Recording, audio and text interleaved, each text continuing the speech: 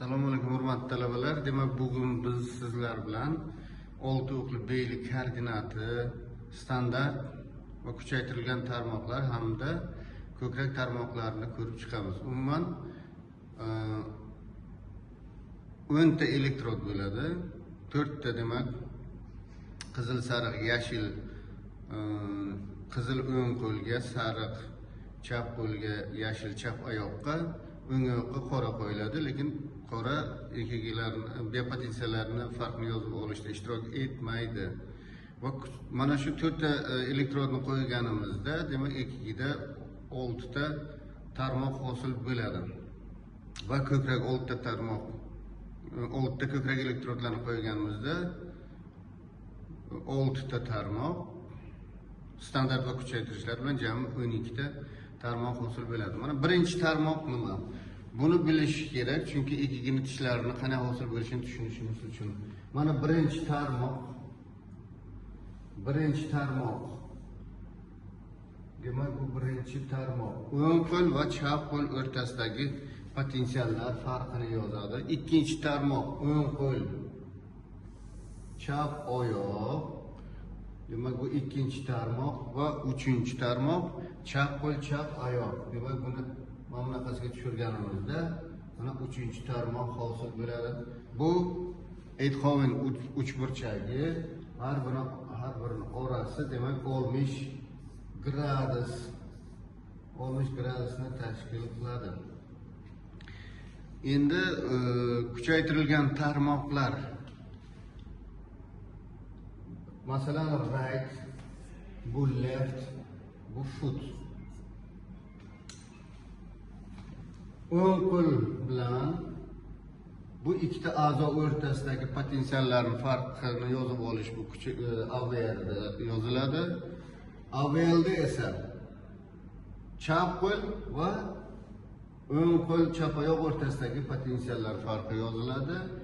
AVFda ya'ni oyoq bilan mana bu ikkita a'zo o'rtasidagi potensiallar farqini yozadi. Uni demak yozishimiz mumkin. Mana bunday qilsak, mana bu oyoq va bu ikkita a'zo o'rtasidagi farqni yozadi.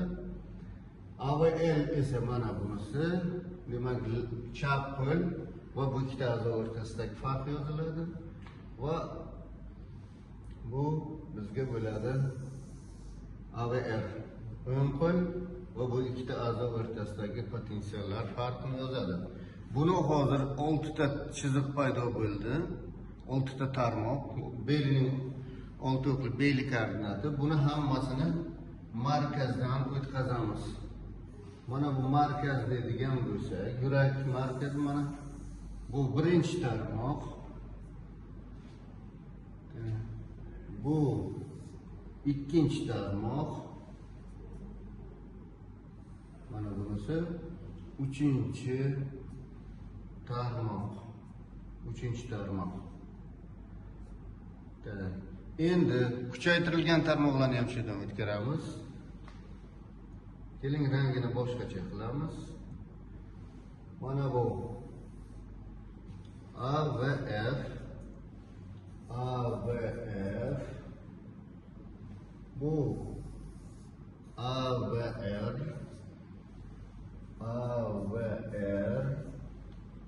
va oxirgisi bu AVL.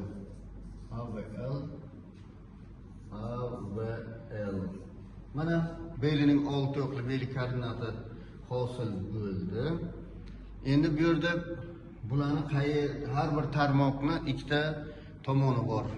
Manfiy tomoni va musbat tomoni. Buni aniqlashimiz kerak.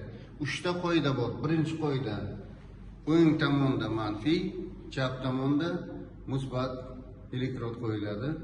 Yuqorida manfiy, pastda musbat va kuchaytirilgan joyda musbat, teskari tomonda manfiy elektrodlar qo'yiladi.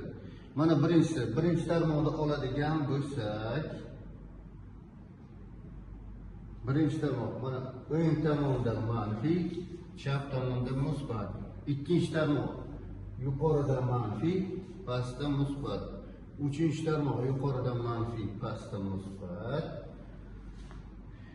Endi kuchaytirilganlarga keldi. AVR mana o'ng qo'limiz mana bu yerda bo'lgani uchun AVRda demak bu yerda musbat elektrod teskari tomonda, ya'ni pastda manfiy elektrod bo'ladi. AVL demak mana chap qo'limiz shu yerda bo'lgani uchun bu yerda musbat elektrod va pastda manfiy elektrod qo'yiladi. Va AVF demak oyog'imiz pastda va mana bu yerda manfiy elektrod qo'yiladi.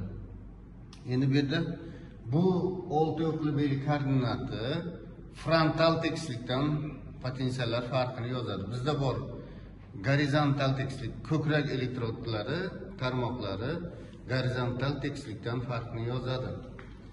Endi ishchilar hozir ko'krak tarmoqlarini ko'rib chiqamiz. Mana keling, mana bu gorizontal tekislik. Mana bunaqasiga chiqsak, bu V2, bu V1, V3, V4, V5,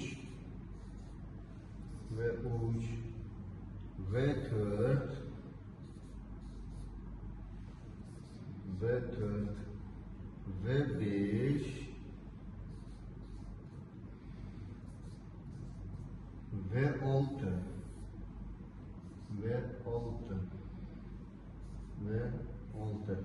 Endi biz ko'krak elektrodlarini qo'ygan joyimiz mana V1, V2, V3, V4, V5, V6. Bu joylarimizda musbat elektrod bo'ladi. Teskari tomonda esa manfiy elektrodlar bo'ladi. Mana ikkita tekislikda tarmoqlar hosil bo'lishini ko'rdik. Endi biz tishchalarni hosil bo'lish mexanizmi, nima uchun musbat, nima uchun manfiy bo'lishini ko'rib chiqamiz. Mana bunga qaraydigan bo'lsak, xo'sh.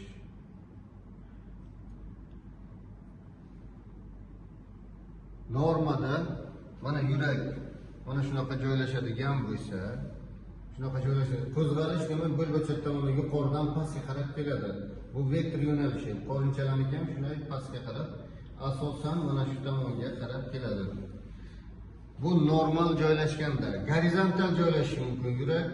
Demak, bu vaqtga bo'lmachalarning yoki qo'rinchalarning vektori bu tomonga yoki vertikal joylashishi mumkin. Bu vaqtga mana 3 xil holatda vektor hosil bo'lishi bunday va bunday. Elektrik yo'nalishi. Demak, mana bu tomonga kelganda, demak, vektor musbat elektrodga kelsa, bizga musbat tishcha bu yerda masalan bo'lmachalar qo'zg'alishda musbat petishcha hosil bo'ladi. Va bu yerda ham musbat birinchi tarmoqda, AVFda ham musbat petishcha hosil bo'ladi. Lekin to'g'ri bunga kelgani sababli bunda kattaroq, bularda kichikroq bo'ladi. AVRda esa manfiy, chunki mana manfiy elektrod turibdi. Xo'sh, mana shu vektor AVLga perpendikulyar yo'nalgani uchun AVLda petishcha bo'lmaydi. AVLda petishcha bo'lmaydi.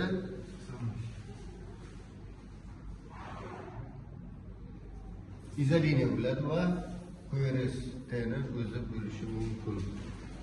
Endi AVL bilan 3-tarmoqda qanaqa petishcha hosil bo'lishini ko'rib chiqsak, mana bunaqa joylashganda AVLda musbat, bunaqa joylashganda izoliniya, vertikal joylashganda esa AVLda manfiy. Demak, AVLda va 3-tarmoqda ham xuddi shunday.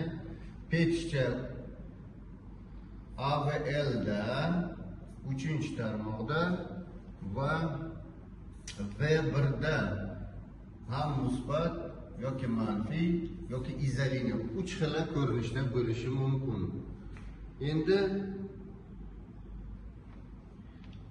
gorizontal tekislikda ko'rib chiqadigan bo'lsak, demak bu yerda mana vektor bunaqa kelishi mumkin. V4 ga asosan yo'naladi yoki ba'zan gorizontal joylashib buna joylashishi mumkin yoki vertikal joylashganda mana bunaqa vektor bo'lishi mumkin. Demak, yurak shunday yoki bundayroq yoki bunday elektrik yo'nalishi. Demak, mana bunga kelganda bu holatda hammasida petishchalar musbat bo'ladi. Normada sinus ritmi bo'lganda. Demak, mana bu holatda bo'lsa V1 da demakni ko'rib turibsiz, manfiyga yaqin kelgani uchun bu yerda manfiy petishcha bo'ladi. Mana bu holatda normal joylashganda V1 da izolina bo'ladi. Bu holatda esa V1 da petishcha musbat bo'ladi. V1 da ham mana 3 xil holat. Qolganida petishcha musbat bo'ladi.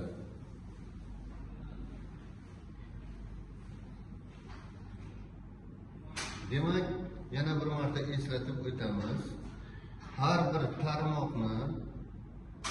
tarmoqni mana ikkiga bo'lamiz. Teng, ya'ni manfiy tomoni musbat tomoniga bo'lamiz. Xo'sh, buni bo'lganimizda mana keling bo'lamiz. Bu tomoni manfiy. Agar vektor yo'nalishi musbatga kelsa, bu yerda musbat ishchi, bu tomonga kelsa ham musbat, bu tomonga kelsa ham musbat, bu tomonga kelsa ham, demak mana shu perpendikulardan bu yo'lga tushganda musbat ishchi hosil bo'ladi. Eng baland mana to'g'ri kelganida eng baland, uzoqlashgan sari kichrayib boradi va yo'nalishi mana perpendikular bo'lganda, demak bu tishcha mana shu tarmoqda izolina bo'ladi. Endi yana agar vektor bu tomonga yo'nalib qolsa, mana hammasi mana shu perpendikulardan bu tomonga tushganda manfiy bo'ladi. Eng yuqorisi mana shu to'g'ri kelgani eng chuqur manfiy tishcha bizda aniqlanadi.